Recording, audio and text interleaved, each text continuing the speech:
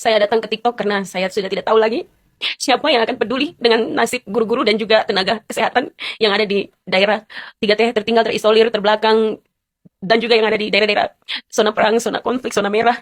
Saya tidak tahu siapa yang akan peduli dan sayang sama kami punya guru-guru yang ada di sana, yang berjuang dengan susah payah, yang hidup dengan akses yang begitu minim, dan mereka harus juga nyawanya itu tidak berharga sama sekali, bahkan dihabisi dengan begitu kejam.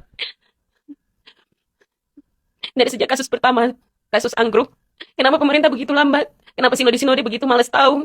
Dengan domba-domba yang ada di balik-balik gunung, yang ada di hutan belantara, kenapa kita tidak menjaga guru-guru kita, tenaga kesehatan kita? Kenapa kita biarkan mereka berjuang sendirian? Kenapa kita tidak ada safety net, tidak ada perlindungan terhadap guru-guru dan juga tenaga kesehatan di wilayah-wilayah terisolir? Kenapa kita biarkan mereka sendiri? Untuk apa semua anggaran-anggaran otsus dan segala macam anggaran yang pemerintah kalian berjuang itu untuk siapa? Untuk siapa? Apakah benar itu untuk generasi muda Papua ini? Sedangkan gurunya dibunuh, gurunya dihabisi.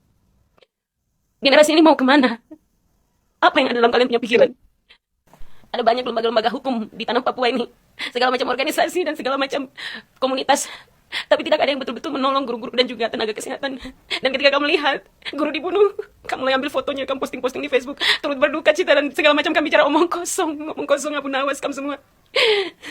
Abu Nawas, kamu berduka cita. Apa yang kamu duka citakan? Sedangkan saat mereka membutuhkan bantuan, tidak ada yang menolong. Sedangkan kita tidak pikir bagaimana mereka berjuang di hutan, di tempat-tempat yang tidak ada akses. Lalu kamu menangis apa? Omong kosong, Abu Nawas. Kamu stop. Kalau tidak ada tindakan, kalau tidak sama-sama kita berjuang supaya guru-guru ini bisa dilindungi, tenaga kesehatan dilindungi, pendidikan tetap jalan. Semua yang kita lakukan itu sia-sia, percuma, omong kosong.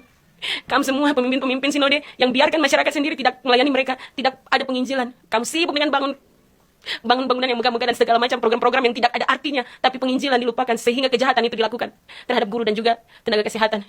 Apa sebenarnya yang kita mau perjuangkan di atas tanah ini? Apa yang kita sedang perjuangkan? Kemana arah perjuangan ini? Saya benar-benar sudah tidak tahu lagi. Dan benar-benar sangat marah. Guru yang dibunuh. Di dalam dirinya itu ada benih yang Tuhan titip, yaitu anaknya yang pertama. Anaknya yang pertama, bahkan belum sempat lihat tanah Papua ini seperti apa. Tanah Papua ini bukan tanah yang orang bilang tanah surga. Apanya? Yang ada penderitaan demi penderitaan. Dan orang Papua sendiri tidak sadar akan hal itu. Masih sibuk dan segala macam. Sedangkan generasi kita ini akan hancur.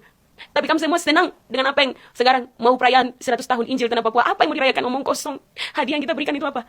Kematian ibu dan anak yang masih dalam kandungan. Kematian guru-guru. Tahun ini 2 guru dibunuh di atas Tanah Papua.